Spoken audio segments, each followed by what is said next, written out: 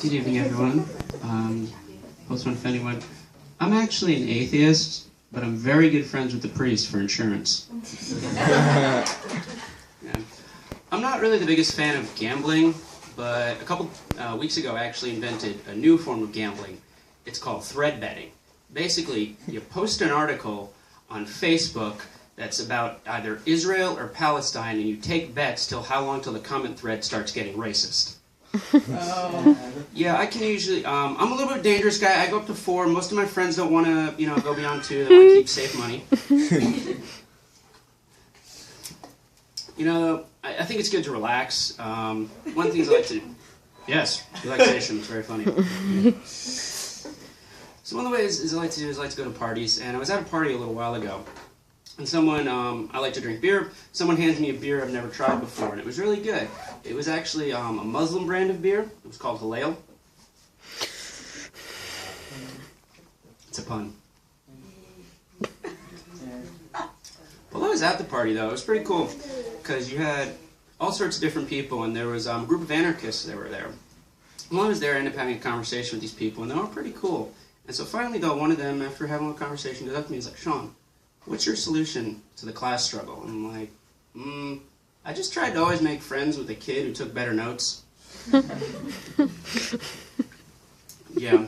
But, a lot of people having trouble these days. My dad recently, he got his house remodeled, and it was pretty tough because, he hired a perfect electrician.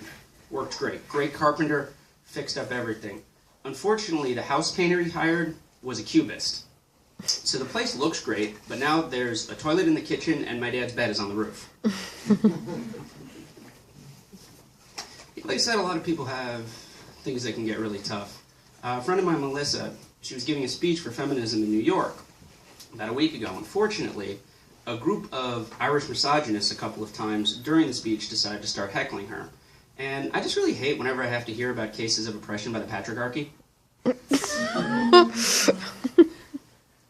Well, so yeah, hear about that. One of the things I've heard in news is the moronic governor of Indiana decided to pass this anti-gay law.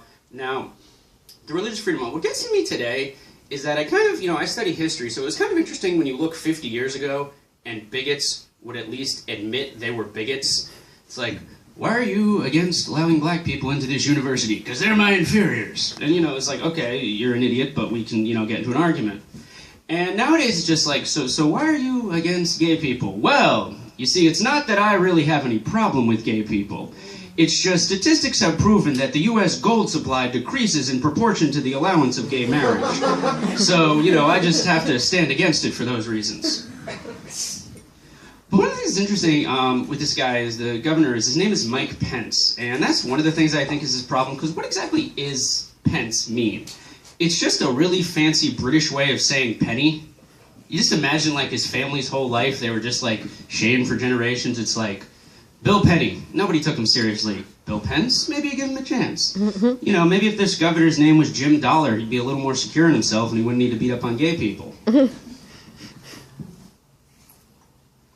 What's also interesting about this guy is I don't understand the need of people to still just trust old men with short haircuts and suits, because whenever I see them, it just reminds me of the super evil capitalist villain in every science fiction dystopia I've ever watched. Like if you watch Blade Runner or The Hunger Games or The Matrix, there's always just a really evil businessman in a perfect suit. At some point in the corner room, it's like, yes, throw the switch and flood Sector 3. We will crush the rebellion and the Omega Project shall continue. One of the things besides the news also I like is I really like to study other languages and just try to understand a little bit about it. But what's always interesting is that there's phrases and expressions in all these different languages that I've studied that sometimes don't translate. I got a book to learn a little Arabic, and I was exposed, there's an Arabic phrase that's used in a lot of places like Egypt and some other places in the Levant. It's basically, translates, I'm probably going to mispronounce this, I asked a friend, ala rasi, which is basically you say if someone's doing a favor. The thing is, it literally translates to on my head. So it's like you could just go to a friend, it's just like, hey, Matthias, can you give me a ride to the airport? On my head. You know what, I'm just going to call a cab then. But there's also other cool, all these different words in different languages. Swedish has a really great word, jantelagen, which literally translates to Janta's Law. But what it means in context is don't be interesting. This is actually a word in Swedish, which is like a concept that's like a Swedish belief that they are really dedicated to at all times. I mean, it's, you know, you can just imagine there's these fathers in Stockholm. Sven, I need you to get in here. Now I'm very upset in you. My father was a boring man, I am a boring man, and my son will be a boring man. You are trying to develop interesting personality, support culture, it's horrible.